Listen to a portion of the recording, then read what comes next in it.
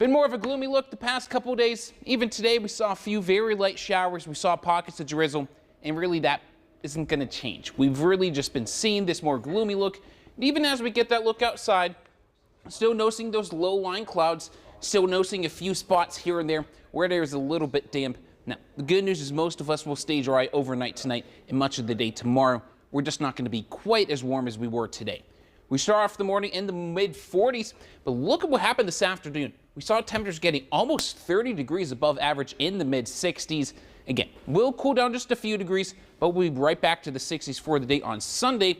But watch what happens right behind it. Monday, we're back into the 50s to start the day. Temperatures drop quickly through the day.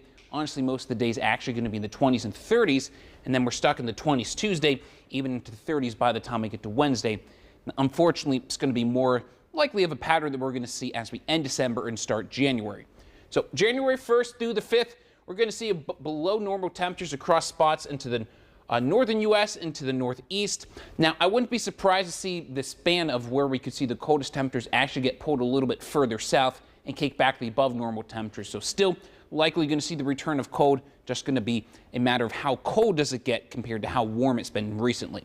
And really, that's been thanks to the side pressure we still see across the south. Another low pressure that's trying to develop across Pacific Northwest.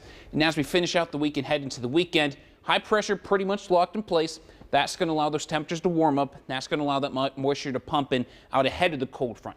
So by Monday, we see the low pressure parked right over the Great Lakes in Ontario, and that's going to pull our winds back out of the northwest. This is going to usher in colder, even drier air. So likely by the time I get to middle part of next week, it's just going to be dry but cooler.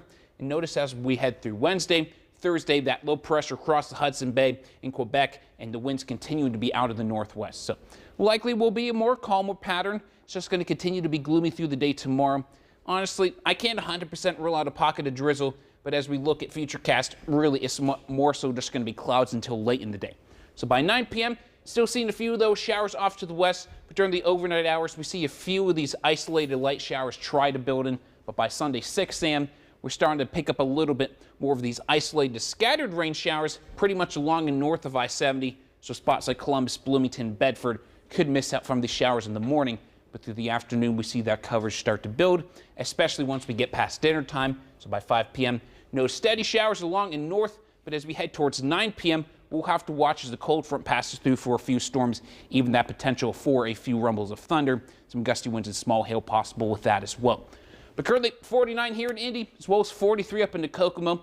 Still as warm, though, as 55 into Bloomington. And really through the night, next couple hours, likely through midnight 1 a.m., temperatures will steadily decrease. But we should notice those temperatures overnight drop into the mid to low 40s, leaving us, honestly, not too bad for the day tomorrow. Just going to be a little bit more gloomy looking, and we'll be about 10 degrees cooler compared to where we were today. But Sunday, temperatures back into the 60s. Just will have to do with those scattered showers and storms throughout the day. Even once we hit Monday morning, can't 100% rule out some snowflakes that try to mix on in, but not expecting anything in the way of impacts from how warm it's going to be and how long it's going to take to get cold. But by Tuesday, we're still in the 20s. Actually, we'll see a bit of sunshine return as that dry pattern kicks back in. So Wednesday through end of next week, expect the temperatures to be at and below normal. Even by the end of next week, can't 100% rule out a brief snow shower or two, but we'll have to watch that, especially within the dry pattern. Dan?